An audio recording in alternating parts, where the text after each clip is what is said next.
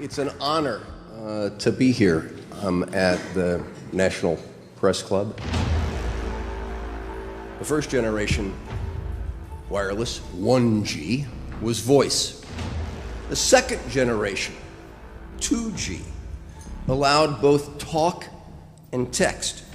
The third generation, 3G, the internet, in a limited way. And today's technology, 4G, completed that digital migration. But if anyone tells you that they know the details of what 5G is going to become, run the other way. This video is brought to you by the number 5 and the letter G. And pretty soon, everything else will be too. I have to tell people 5G is a killer. I'm Mark Steele. Anybody who hasn't heard me, I'm a weapons systems head-up display expert, one of the leading experts in the world. I've actually brought cover in relation to this, and the reason I became an expert was because I invented them. What I'm going to say to you today, do not believe a single word I say. Not one. I want you to do your own research. You'll find it's absolutely terrifying. You got your body card? Aye. Oh, good lad. Right, because I can talk to that. This 5G rollout is a weapons system. I've got a letter in with central government because I know about weapons systems more than anything other. In Britain, in a place in the north of England called Gateshead, a scientist there called Mark Steele has been very publicly and actively warning people about the effects of LED streetlights, which he says in Gateshead are emitting now 5G. Right, what's the crack? Hey, lads. I'm just having a word with these Gateshead council workers about replacing these transmitters on these lights that are causing harm and assaulting the community. This is an existential threat to the economy, to the environment and humanity. If these transmitters are everywhere, then everyone's at risk, surely.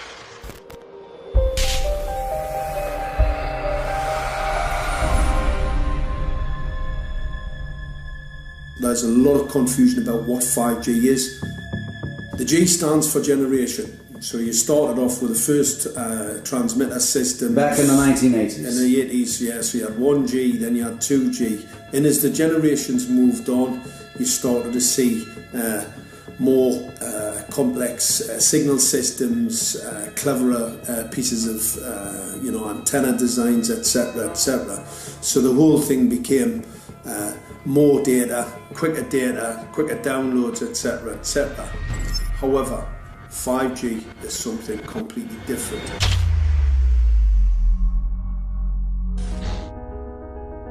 You must consider the whole part played by electricity in nature. Human beings cannot go on developing in the same way in an atmosphere permeated on all sides by electric currents and radiations. It has an influence on the whole development of man. This life of men in the midst of electricity, notably radiant electricity, will presently affect them in such a way that they will no longer be able to understand the news which they receive so rapidly. The effect is to damp down their intelligence. Such effects are already seen today. Even today, you can notice how people understand the things that come to them with far greater difficulty than they did a few decades ago.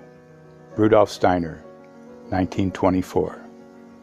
Rudolf Steiner noted that in 1924, since then our atmosphere has become far more permeated with electric waves of widely diverse types. There's no doubt now that electric waves, electromagnetic forces, cause direct biological effects.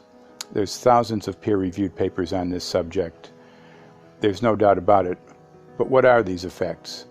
How are they affecting us? What can we do about it? We're now at a stage where we're putting in what's called 5G, which is a special type of broadcast for high-density information transfers. And it turns out that this is the same frequency bands that are used in crowd dispersal.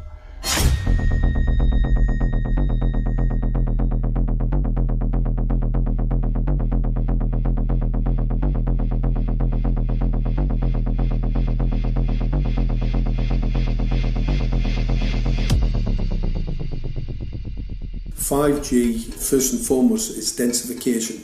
So it's significantly more transmitters in close proximity to a human, and it is also a sophisticated, illegal, unlawful transmitter. What I mean by that is it is a high gain dielectric lens antenna, and what that allows 5G transmitters to do is to 3D map its environment in your home.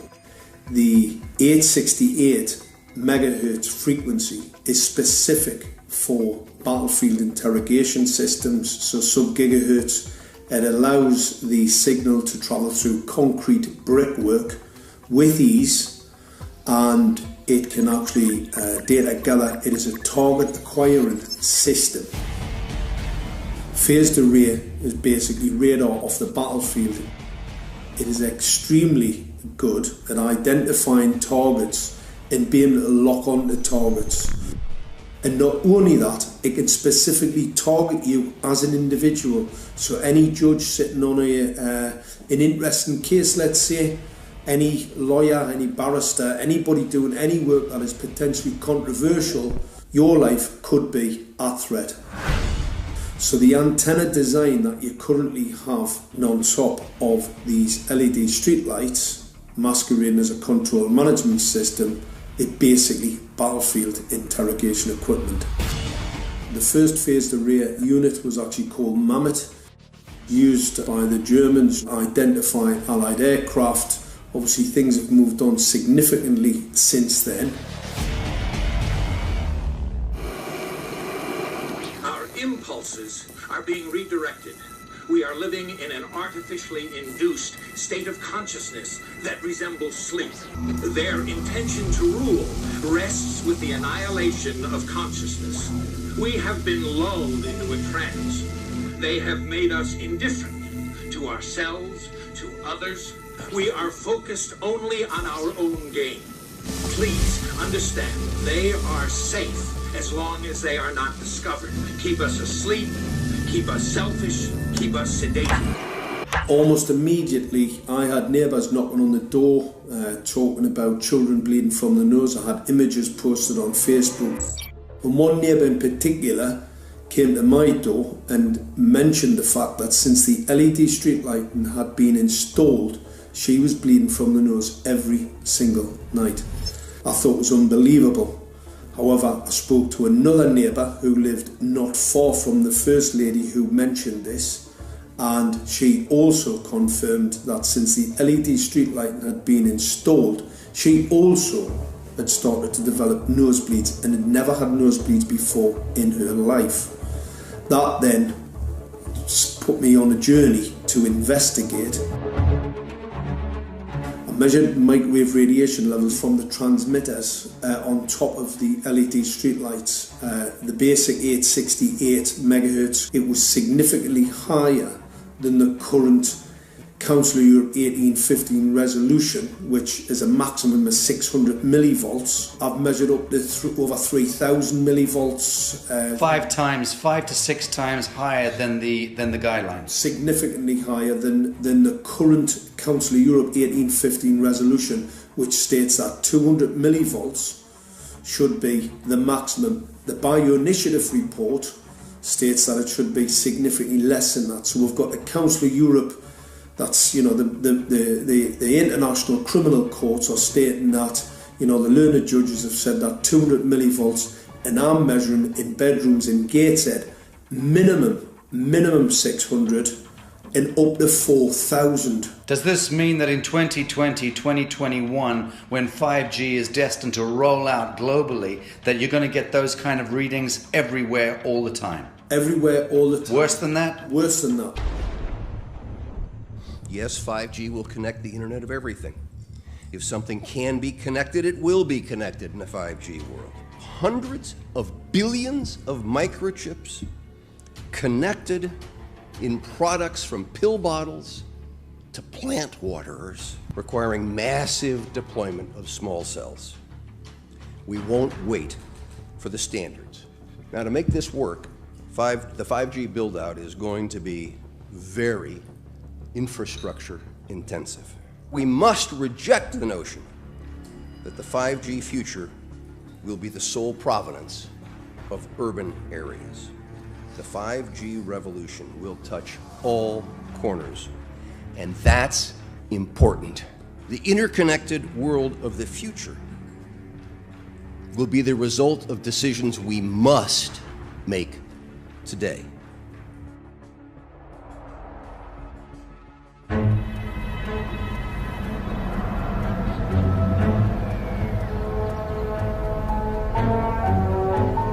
The main issue before us today is Senate Bill 637 and Senate Bill 894, the former by Senator Hugh and the latter by Senator Knopf.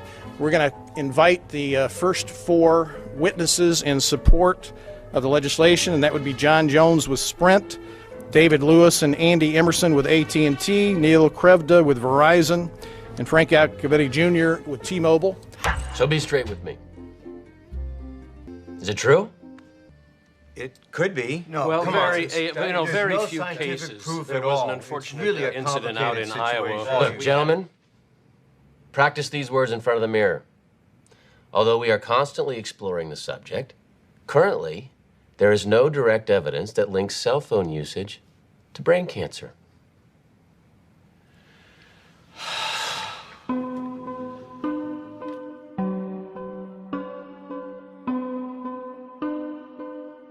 I'm Sharon Goldberg. I'm an internal medicine physician. I've practiced medicine for 21 years, and my background is mostly academic, internal medicine, hospital-based, clinical research, and medical education. I'm a certified Microsoft small business specialist. I worked on space station designing the cabling system for the airlock module, where I was responsible for EMI/EMC analysis, which is electromagnetic interference, electromagnetic compatibility. I am a professor in the Department of Epidemiology, Biostatistics, and Occupational Health, and I teach there both toxicology and health effects of electromagnetic radiation. My name is Daphne Tachover, and I'm the founder of an organization called We Are the Evidence.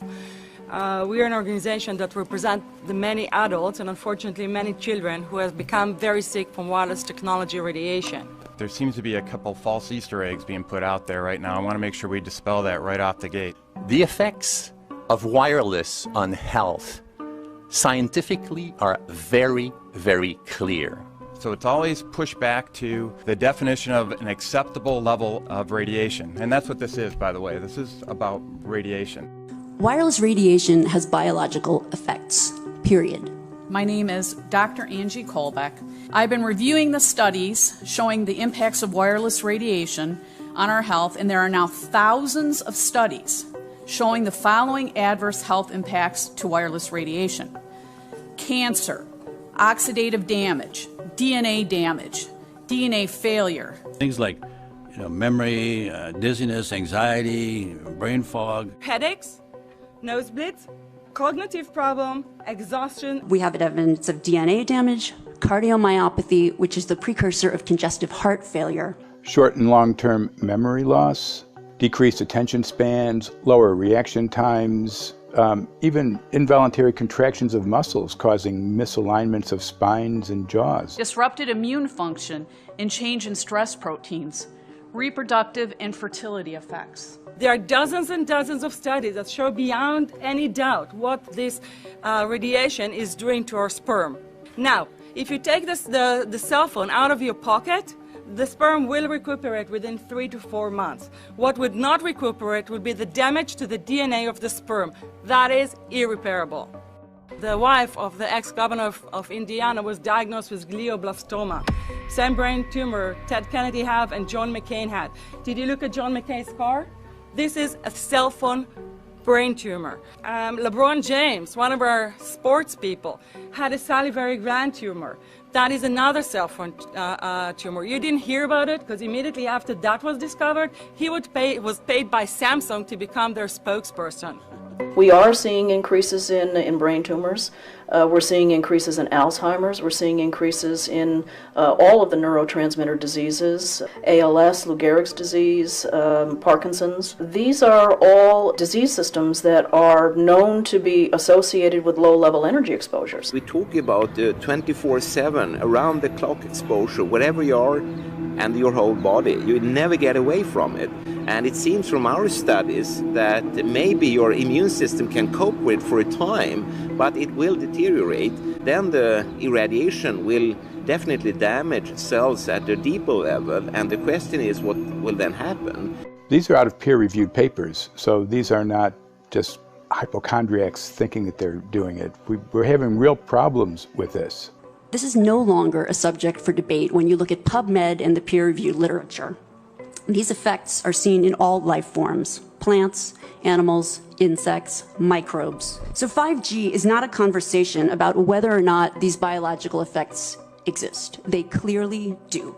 There is scientifically evidence that is so strong that you can be certain that the standards used by the FCC to manage health effects are wrong. We need to start measuring how much radiation are people being exposed to before we roll out 5G. There are 4 kinds of electromagnetic fields that we know are harmful to human health. So radio frequency radiation, magnetic fields, dirty electricity, and electric fields, okay? Our exposure, any given person, and all humans are affected by EMFs. What is our exposure in a day? It's not one cell phone. It's cell phones, it's multiple wireless networks, it's smart meters, it's cell towers. It's this sandwich, and it all adds up.